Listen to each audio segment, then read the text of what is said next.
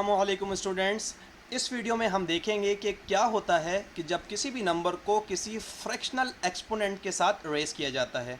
For example like this 4 to the 1/2 power.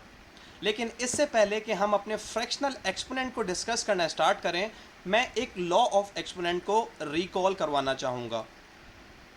For example, अगर आपके पास 4 squared हो और आप उसको एक और थर्ड पावर के साथ रेस कर दें, सो वो 4 की किसी सिंगल पावर के साथ लिखा जा सकता है।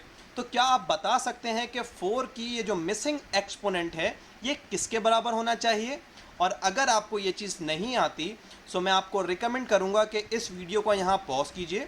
मैं आपको अपनी एक और वीडियो का लिंक यहाँ भी दे रहा हूँ और इस वीडियो के डिस्क्रिप्शन में भी आपको मिल जाएगा, जो कि पावर ऑफ पावर के लॉ के ऊपर है।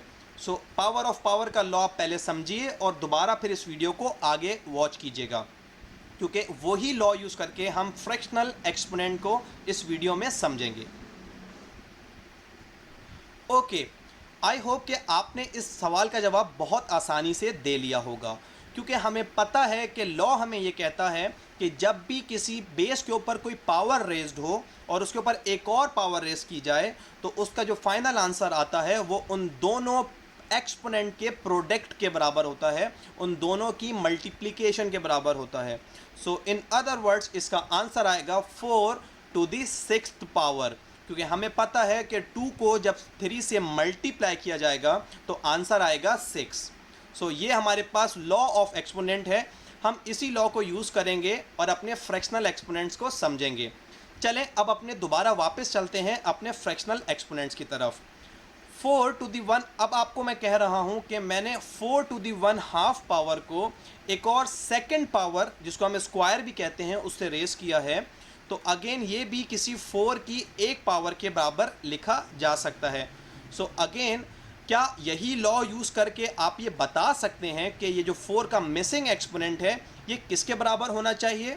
इन अदर वर्ड्स हम ये आपसे कह रहे हैं, ये जो दो एक्सपोनेंट्स थे, एक हाफ था और उसके ऊपर एक्सपोनेंट था 2, तो क्या इनको कंबाइन करके आप एक एक्सपोनेंट बना के लिख सकते हैं?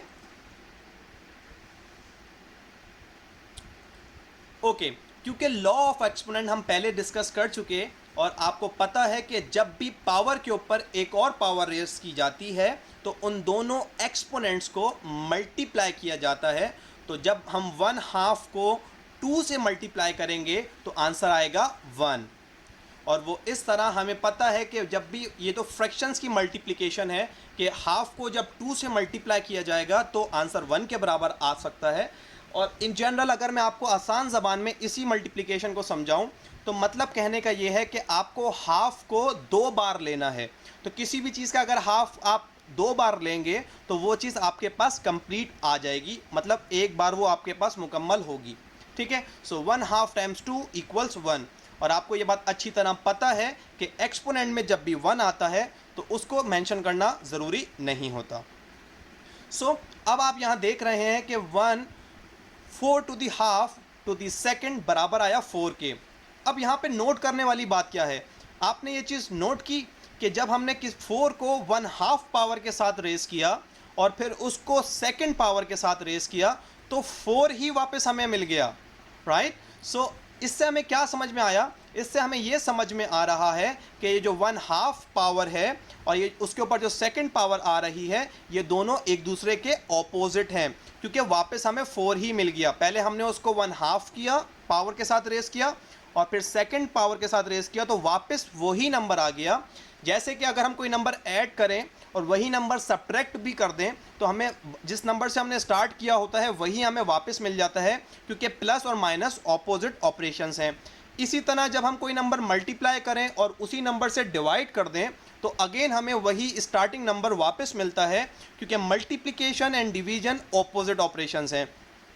इसी तरह जब हमने किसी फ्रैक्शनल एक्सपोनेंट के साथ इसको रेस किया और जितनी उसका डिनोमिनेटर था उसी की पावर के साथ दोबारा से रेस किया तो हमारे पास वही नंबर वापस आया। इसका मतलब है कि 4 टू दी 1/2 ऑपोजिट है 4 स्क्वायर के, राइट? सो इसका मतलब है हम ये लिख सकते हैं, ये जो 4 टू दी 1/2 है ये बराबर है 4 स्क्वायर के ऑपोजिट के, और 4 स्क्वायर का ऑपोजिट क्या होता है?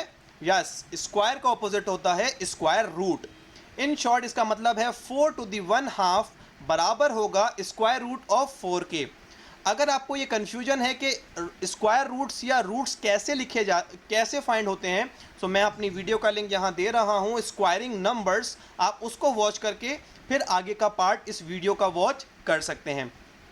ओके, सो हमने ये देखा कि raising to any number to 1/2 power, किसी भी नंबर को अगर 1/2 पावर के साथ रेज किया जाए, जैसे कि यहाँ किया गया था, तो वो हमेशा बराबर होगा टेकिंग अ स्क्वायर रूट उस नंबर के लेने के बराबर।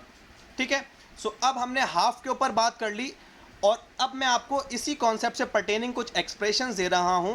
क्या आप इसी कॉन्सेप्ट को यूज़ करके इन एक्सप्रेशंस को इवैल्यूएट कर सकते हैं? ओके, आई होप कि आपने बहुत आसानी से ये काम कर लिया होगा, क्योंकि 16 टू दी 1/2 का सिंपल मतलब है कि we are finding the second root of 16, और in other words square root of 16, right? जैसे कि हम यहाँ देख सकते हैं, सो स्क्वायर रूट ऑफ 16 बराबर होता है 4k, क्योंकि 4 एक ऐसा नंबर है कि जब जिसको स्क्वायर किया जाता है तो 16 आंसर आता है। सिमिलरली हम सेकंड एक्सप्रेशन में देख रहे हैं, हमें फाइंड करनी है 1 टू दी 1/2 पावर, जिसका मतलब है कि हमें 1 का स्क्वायर रूट फाइंड करना है, और 1 का स्क्वायर रूट होता है 1। तो यहाँ पे हमने ये बेसिक कॉन्सेप्ट देखा। अब हम इससे एक स्टेप आगे चलते हैं। यहाँ पे हमने 1/2 पावर रेस की थी, अब हम एक और पावर ले रहे हैं, जिसमें हम 8 टू दी 1/3 पावर रेस करके उसके ऊपर एक और थर्ड पावर रेस करेंगे। सो इसका आंसर भी हम 8 की किसी सिंगल पावर के बराबर लिख सकते हैं। सो क्या आप बता सकते हैं कि 8 का ये मिसिंग एक्सपोनेंट क्या होना चाहिए? Again you need to apply the law of exponent. Okay, again we are having power over power, एक पावर के ऊपर एक और पावर रेज है, तो हम इन दोनों पावर्स का प्रोडक्ट फाइंड करेंगे, इन दोनों को मल्टीप्लाई करेंगे। सो 1/3 जब 3 से मल्टीप्लाई किया जाएगा तो आंसर आएगा 1। और वो इस तरह किसी भी चीज़ का अगर आप थर्ड पार्ट लें और उसको 3 बार लें, 1/3 लिया, फिर आपने 1/3 लिया और फिर 1/3 लिया, 3 बार, तो आपके पास वो चीज़ कंप्लीट आ जाती है एक। ठीक है, सो 1/3 टाइम्स 3 इक्वल्स 1। और अगेन आप देख रहे हैं कि एक्सपोनेंट में क्या आ गया? 1 आ गया, जो कि हम कभी मेंशन नहीं करते।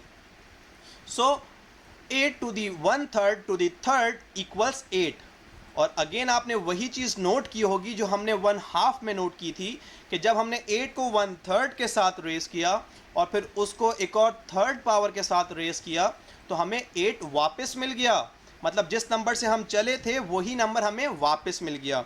इसका मतलब है कि ये जो 1/3 है ये ऑपोजिट है इस थर्ड पावर का। सो हम इसको लिख सकते हैं कि 1/3 is opposite of 1/3 which is square cube root of third, क्योंकि हमें पता है कि थर्ड पावर का जो ऑपोजिट होता है वो थर्ड रूट होता है, जिसको हम क्यूब रूट भी कहते हैं। सो हमने यहाँ पे ये दो चीज़ें नोट कर ली कि रेजिंग टू दी 1/3 जब हम करेंगे लाइक दिस, तो हमारे पास वो बराबर होगा उस नंबर के क्यूब रूट के बराबर।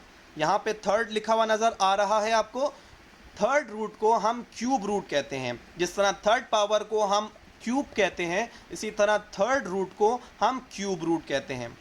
तो हमने ये दोनों चीज़ें यहाँ पे नोट कर ली कि जब हम 1/2 के साथ रेस करेंगे तो वो सेकंड पावर या स्क्वायर रूट के बराबर होगा, और अगर हम 1/3 पावर के साथ रेस करेंगे तो वो थर्ड रूट या क्यूब रूट के बराबर होगा। सो आपने क्या यहाँ पे कोई पैटर्न ऑब्जर्व किया? यस, आपने यहाँ ऑब्जर्व किया होगा कि फ्रैक्शन में जब 2 आ रहा था तो हमने सेकंड रूट या स्क्वायर रूट से इसको सॉल्व किया, और जब हमारे पास थर्ड आ रहा था तो हमने थर्ड रूट या क्यूब रूट लिया। तो इसी पैटर्न को हम आगे बढ़ा सकते हैं और ये कह सकते हैं कि जब हम 1/4 के साथ किसी नंबर को रेस करेंगे सो वो उसके 4th रूट के बराबर होगा, और सिमिलरली जब 1/5 के साथ रेस करेंगे तो वो उसके 5th रूट के बराबर होगा। सो इसी तरह हम इसको और आगे भी देख सकते हैं कि जितनी हमारी फ्रैक्शन बढ़ती जाएगी, डिनोमिनेटर बढ़ता जाएगा, उस ही ऑर्डर का रूट हम उस नंबर का लेते जाएंगे। So in general for fractional exponent हम कह सकते हैं कि जब भी हमारे पास कोई नंबर किसी 1/n फ्रैक्शन के साथ रेस किया जाएगा, सो nth रूट हम उस नंबर का फाइंड करेंगे, जिसको हम सिंबॉलिकली इस तरह भी लिख सकते हैं कि x to the 1nth power equals nth root of x। तो अब हमने ये basic concept of fractional exponent जो था वो देख लिया है कि जब भी हमारे पास फ्रैक्शन आएंगी एक्सपोनेंट के अंदर तो हम उसका रूट फाइंड करेंगे, और जो नंबर डिनोमिनेटर में लिखा होगा हम उस ही ऑर्डर का रूट फाइंड करेंगे। सो इसी कॉन्सेप्ट को यूज़ करके अब इस वीडियो के लास्ट में क्या आप इन 4 एक्सप्रेशंस को सिंप्लीफाई कर सकते हैं? आई स्ट्रांगली रिकमेंड यू कि इस वीडियो को पॉज कीजिए और इनको 1 बाय 1 सॉल्व कीजिए, और उसके बाद वीडियो को प्ले करके इनके सॉल्यूशंस को मैच कीजिएगा।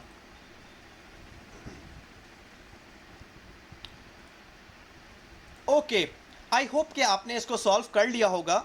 अब देखते हैं कि हमें कॉन्सेप्ट ये कह रहा था कि जब भी आपके पास फ्रैक्शनल एक्सपोनेंट आए तो उस फ्रैक्शन का जो डिनोमिनेटर हो आप वो ही रूट फाइंड करेंगे उस नंबर का। फॉर एग्जाम्पल हमारे पास ये जो पहली एक्सप्रेशन है which is 81 to the 1/4 power, इसका डिनोमिनेटर है 4। इसका मतलब है कि हमें 81 का 4th रूट फाइंड करना है, राइट। सो 81 का 4th रूट बराबर होता है 3 के, क्योंकि 3 एक ऐसा नंबर है कि जिसको 3 से ही जब 4 टाइम्स मल्टीप्लाई किया जाएगा तो आंसर आएगा 81। और आप इसको चेक भी कर सकते हैं, 3 times 3 equals 9, 9 times 3 equals 27 and 27 times 3 equals 81। सो इसका मतलब है कि 4th रूट ऑफ 81 इक्वल्स 3, और जिसका मतलब है कि 81 to the 1/4 power is also equal 3। यही कॉन्सेप्ट और यही रूल हम अप्लाई करेंगे अपने सेकेंड एक्सप्रेशन के ऊपर which is 32 to the 1/5 power. अब हमारे पास 1/5 पावर है, इसका मतलब है कि हमें 5th रूट फाइंड करना है 32 का। सो अब हमें एक ऐसे नंबर को ढूंढना है कि जिसको हम टोटल 5 टाइम्स मल्टीप्लाई कर रहे हैं उसी नंबर के साथ, तो आंसर आए 32।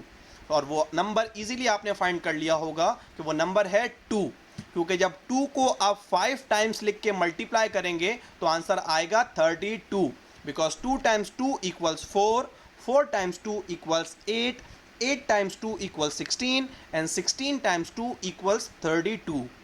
Similarly, we will solve the third expression which is 1 to the 1/7 power।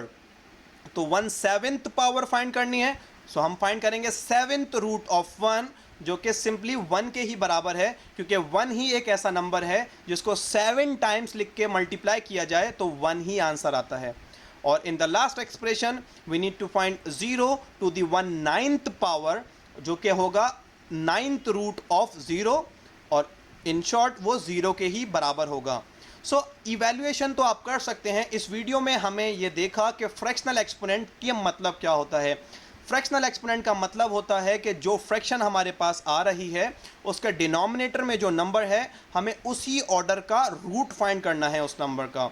अगर 81 to the 1/4 है तो हम 4th रूट फाइंड करेंगे 81 का, और अगर 32 to the 1/5 है तो हम 5th रूट फाइंड करेंगे 32 का। और इसी तरह हम किसी भी फ्रैक्शनल एक्सपोनेंट को रूट्स में कन्वर्ट करते हैं और उसकी इंटरप्रिटेशन हम रूट्स की फॉर्म में करते हैं। सो आई होप कि आपको ये वीडियो समझ में आई होगी और आपको अब इजीली आप इंटरप्रेट कर पाएंगे फ्रैक्शनल एक्सपोनेंट्स को। इन दी नेक्स्ट वीडियो हम डिस्कस करेंगे कि किस तरह हम फ्रैक्शनल एक्सपोनेंट्स को यूज़ करके हम अपनी एक्सपोनेंशियल एक्सप्रेशंस को सिंप्लीफाई कर सकते हैं। Thank you so much for watching my video.